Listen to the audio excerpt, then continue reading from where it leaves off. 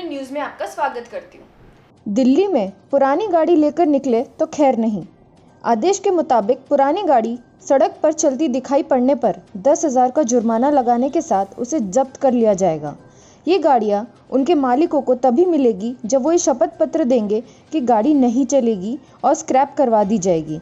ऐसा आदेश सरकार ने प्रदूषण को नियंत्रण में रखने के लिए किया है। केंद्रीय परिवहन मंत्री नितिन गडकरी ने नई स्क्रैप पॉलिसी लागू की। आइए जानते हैं इस बारे में उनका क्या कहना है। माननीय अध्यक्ष महोदय, माननीय वित्त मंत्री जी ने अपने बजट के भाषण में स्क्रैपिंग नीति के ऊपर प्रस्ताव रखा था।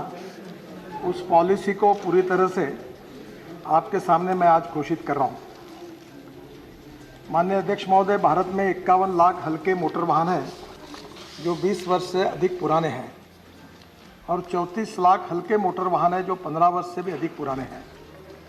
वैध फिटनेस प्रमाण पत्र के बिना लगभग 17 लाख मध्यम और भारी कमर्शियल वाहन हैं जो 15 वर्ष से अधिक पुराने हैं। पुराने वाहन फिट वाहनों की तुलना में 10 से 12 गुना अधिक पर्यावरण को प्रदूषित करते हैं और जिसके कारण प्रदूषण की समस्या भी हमारे देश में काफ़ी गंभीर है। विशेष रूप से दिल्ली में प्रदूषण की समस्या को लेकर हम सब लोग चिंतित भी हैं। इसके साथ साथ सड़क सुरक्षा के लिए एक भारी भी जोखिम बनती है और टेक्नोलॉजी लगातार बदल रही है और जिसके कारण स्वाभाविक रूप से पोल्यूशन भी कम होता है, क्योंकि BS6 के इमिशन नॉर्म्स अब हमने स्वीकार किए हैं, जिसके कारण पर्यावरण के दृष्टि से और फ्यूल कंजम्पशन के दृष्टि से भी इस बात का विचार होना आवश्यक है। स्वच्छ पर्यावरण, वाहन चालक एवं पदयात्रियों की सुरक्षा के हित में सड़क परिवहन और राजमार्ग मंत्रालय ने voluntary vehicle fleet modernisation programme VVMP अथवा स्क्रैपिंग नीति की शुरुआत कर रही है। यह एक ऐसी विन विन पॉलिसी होगी जिसमें न केवल पुराने वाहनों को स्क्रैप करने का प्रोत्साहन मिलेगा, बल्कि नए वाहन खरीदने के लिए सामान्य जनमानस को आर्थिक सहूलियत भी मिलेगी। हमारे देश में लगभग 8 लाख करोड़ का क्रूड ऑयल का आयात होता है, जिसमें न केवल देश की आर्थिक परिस्थिति पर भी दबाव पड़ता है और पुराने वाहनों की पुरानी इमिशन टेक्नोलॉजी की वजह से अत्यधिक प्रदूषण भी होता है। यह स्क्रैपिंग पॉलिसी एक ऐसी परिस्थिति निर्माण करेगी जिसमें scrapping centres, automobile industry, component industry और सामान्य लोग, इनका सबका फ़ायदा होगा।